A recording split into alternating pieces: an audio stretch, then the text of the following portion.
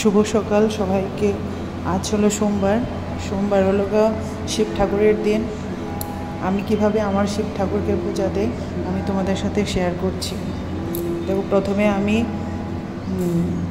ঘি মধু দেওয়া দুধ দিয়ে শিব ঠাকুরকে স্নান করিয়ে নিচ্ছি। ওম নমঃ শিবায় মন্ত্র জপ করতে করতে আমি ঠাকুরকে স্নান করিয়ে নিচ্ছি। এরপর এই দেখো, এগুলি আমার পূজার সামগ্রী, ফুল বেলপাতা রেডি করে রেখেছি, দুর্বা।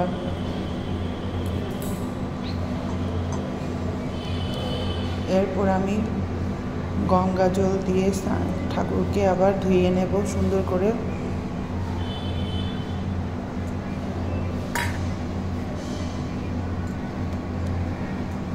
সুন্দর করে ঠাকুরকে মুছে একটা সাদা কাপড়, ভালো সাদা কাপড় দিয়ে ঠাকুরকে মুছলাম পরিষ্কার করে।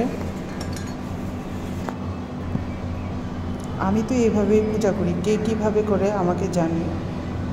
তারপরে এখন আমি ঠাকুরকে চন্দন মাখানো বেলপাতা অর্পণ করব, ফুল অর্পণ করব। তারপরে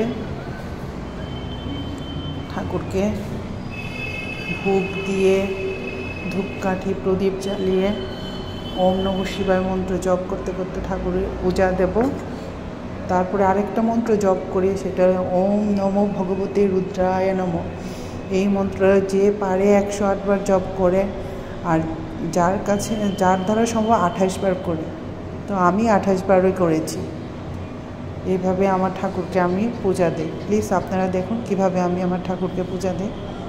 ওম নমঃ শিবায়, ওম নমঃ শিবায়, ওম নমঃ শিবায়। সবাই ভালো থাকুন।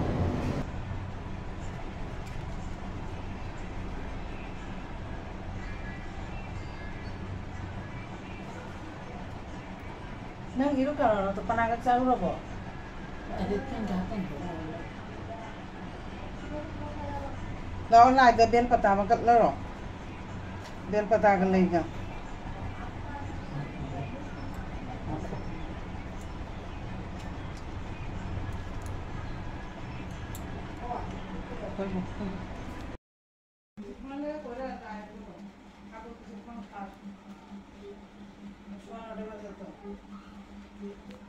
টাকা দিয়ে আনাইছে।